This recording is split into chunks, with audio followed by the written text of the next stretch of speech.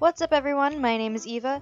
Welcome back to Polar Topics. Today we're going to be looking at some more Choosing Beggars. Still looking for a permanent babysitter for our child that won't break our bank.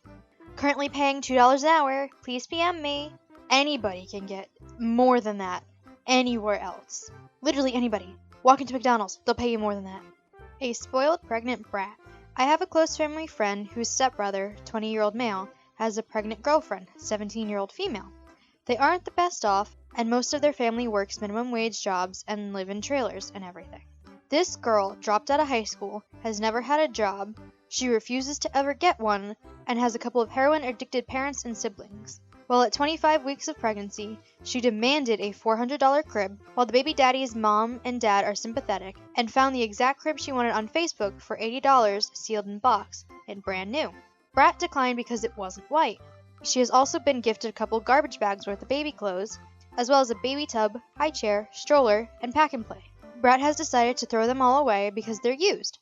Meanwhile, baby daddy's hours have been cut to 32 hours a week, and Brat and baby daddy can't afford to feed themselves or their dog, 2 parakeets, 2 sugar gliders, and pet turtle they have. Brat hasn't backed down on the $400 crib and is demanding a $250 car seat next. The baby shower is this weekend, and the turnout is looking to be abysmal. Stay tuned for updates. How does she think she can get $400 crib, $250 car seat when she refuses to work, her boyfriend is doing everything he can, and nobody in her family or her life has any kind of money? Not only is this choosing beggar, this is pretty much entitled parents already. Or entitled soon-to-be parent.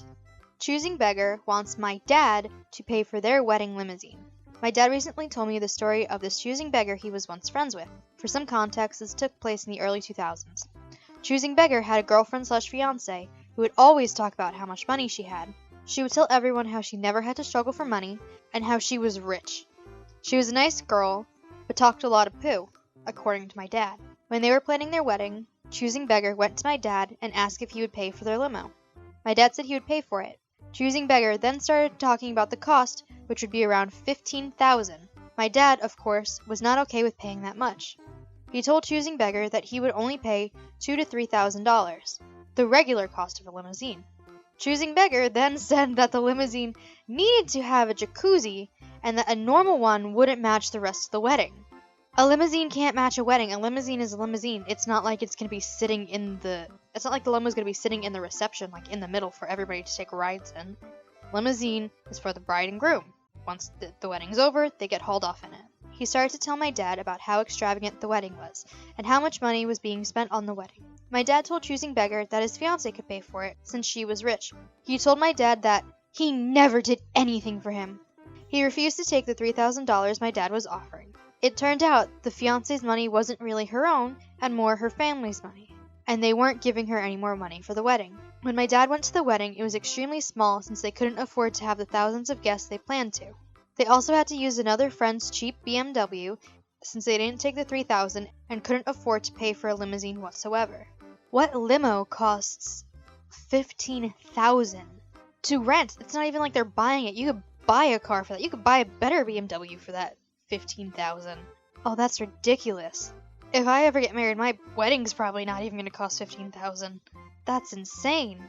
$15,000 at least on a wedding that you're most likely not going to remember very well.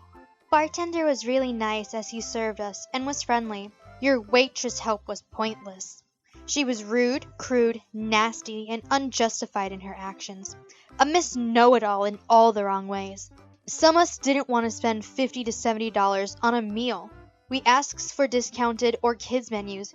Your waitress smirkily said to my friend, "You don't look 12 or under," and yeah, no. As we were checking out, I spent $66.72 and I had about $3 to my name left. Didn't want to leave no tip, so I left $2 to your smart butt waitress. Kindly and dumb butt said, "Oh, I don't think you meant to leave me this." I worked in bowling/restaurant management and customer service for Brunswick. You don't call out your customers. I think I'm entitled to a parted refund for this service. I'm sorry I don't make millions like some of your other customers, but I really think your restaurant sucks on a high end now. You cater to rich and frown upon the working class. Or they have a high-end restaurant and your butt's too broke to eat there. Go to McDonald's if you can't afford it. That's not their problem. As far as I'm concerned, if you hire snubs and idiots, I hope you fail as a business. I will never recommend anyone going here. I mean, it's probably for the better. If you only had about $70 to your name, probably none of your friends or anybody you know would have any more, so you're doing them a favor by not letting all the street rats in. Even though what is EXP?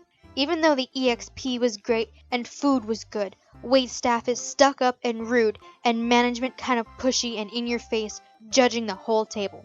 Poor management and service. I wish I could give negative stars. I think I'm entitled to half or all of my bill. BCU restaurant doesn't respect the working class and is snub-nosed pigs. Or you went to a restaurant that you couldn't afford, and that's just the way it is. It's not their fault you can't afford it. You're the one who chose to go there. You're the one who saw the menu, saw the prices on the menu, and still chose to eat there. This is all on you, not on them. If they want to be high class, they can be high class. It's not their fault you're like a Walmart version. I'm so sorry for posting again. In desperate need of returnables. Please help. Struggling really bad. Anything would help. TY. On the way to work this afternoon, there were literally hundreds of them on the side of the highway in New London, northbound, before your front gate road. They must have fallen out of a truck or something. Should have picked them up for me. A joke, right? By now you should be out there picking them all up, then applying for a job somewhere. Can't work, so not a joke. Then go out there and pick them up. Are you physically or mentally disabled? You pick them up for me. How are you so lazy but you want money? Like, dude, go mow a lawn, resell free stuff on Craigslist, spin a sign. Stop being lazy. I believe in helping people, but wonder why you can't work. You look healthy enough, also appear to be playing games all day. I was going to offer you 3 large bags of cans, but after seeing this thread, I'm also a little confused and taken back. She's probably going to want you to deliver them as well. Get them yourself, beggar.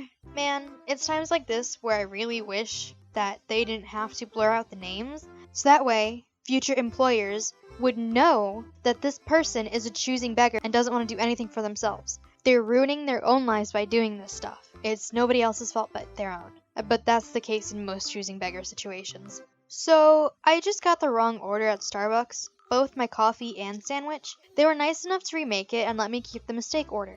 I decided to give it to a homeless man who was sitting outside asking for money for food. He started cursing me out, saying, "The sign says money."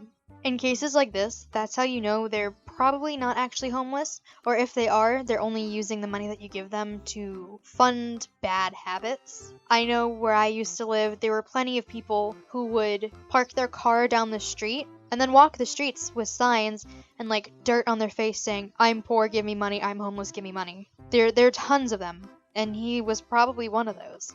"Looking for someone to keep my son during the week, 7:30 a.m. to 4 p.m. It wouldn't be no more than 2 to 3 days a week. Please be willing to love my baby like he's your own. Help with potty training and teaching him. He doesn't need to be in front of the TV all day. How much are you paying?" $20 a day. Again, for that amount of money, you could go pretty much anywhere else and get more than that. Unless you're like a server or something and don't get tips or whatever. That's ridiculous. Especially if you want them to help you with potty training and teaching your son. That's not okay.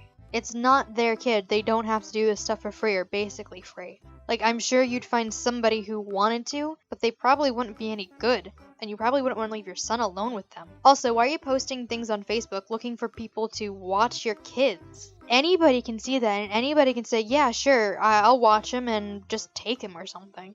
I don't trust Facebook people, if that's not clear. So, I work at a luxury car service center, and a big part of our job is dealing with rich, entitled people.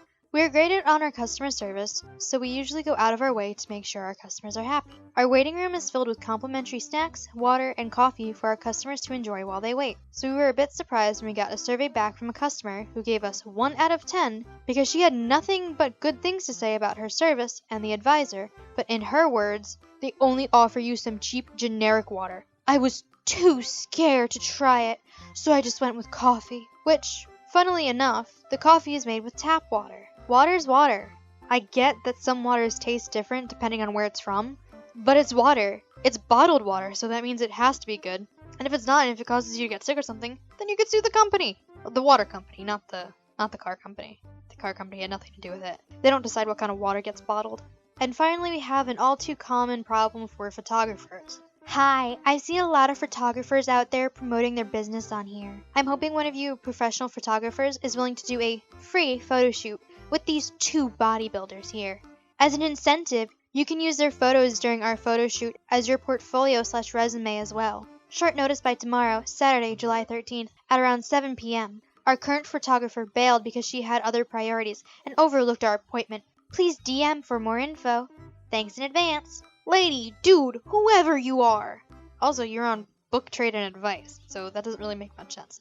Anyway, these photographers would be able to use their photos no matter what. Or for the most part. It's their photos, they're the ones taking the pictures. It's not, if they use it for their resume and portfolio, it's not like they're using it to profit off of. Nobody is willing to do a free photo shoot unless they're not professional. And if they are a professional willing to do it, they're probably only willing to do it for like their mom's birthday or something. Or like their sister's wedding. I don't know. But nobody is going to give you a free photo shoot.